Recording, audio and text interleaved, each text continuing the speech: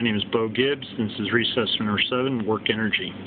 Okay, so you have the question, and there, of course, is Indy having his workers pull up the arc into the trigger bed. So we draw a free body diagram. And so we have the normal force, mass times gravity pulling down, the workers' force, and the friction force, which is the opposite of the workers' force.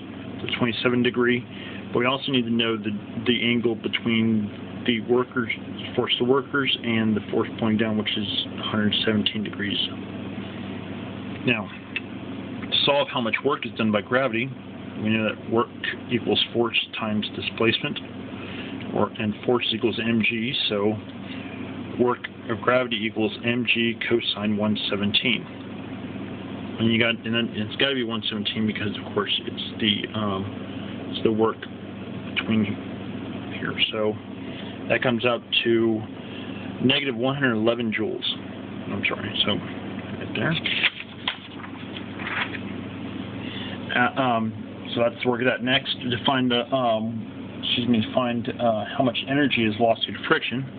You first got to find the force of friction, and that, as before we've talked about, is friction force equals mu times n equals mu times mg cosine theta, or 0.38 times 25 kilograms times 9.8 meters per second squared cosine 27 of the angle itself, and that equals 83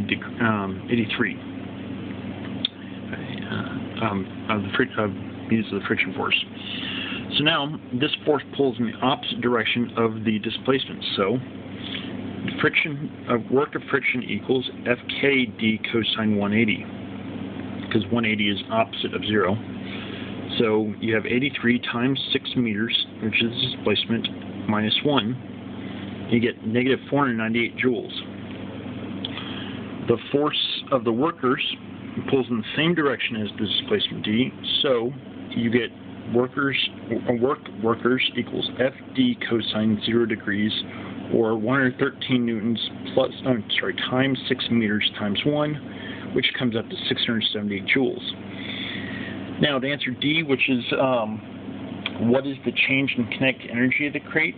Well, the change of the kinetic energy of the crate is really just the net work as well. I mean, so you just add 3 works together.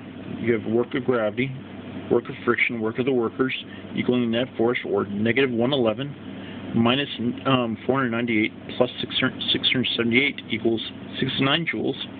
And because of the work energy theorem, change kinetic equals the net work, or one that's again equals 69 joules. Finally, we have E. What is the speed of the crate being pulled up the ramp?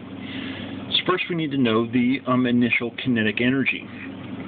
And to find this, we take Ki equals 1/2 mv squared, or 1/2 times 25 kilograms times 3.65 meters per second, and square that. We get 167 joules. Now the final speed of the crate is 0. So the change kinetic energy should be delta K equals K final minus K initial, or 0 minus 167 joules, which equal negative 167 joules. And we know that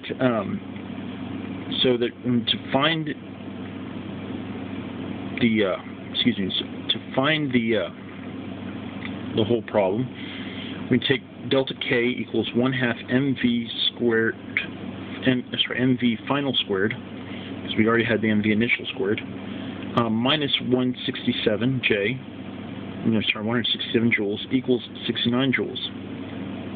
And we know that mv squared equals 2 times 236 joules, which is just adding the 167 to the 69, times that by 2, and dividing by the mass, and then taking the square root of that, and we get about 4.35 meters per second. And so that's the final velocity of the crate is 4.35 meters per second squared. So Indy should be able to pull up this crate in no time and get it shipped off to America to be stored somewhere where the government will keep it and no one will ever find it. Thank you.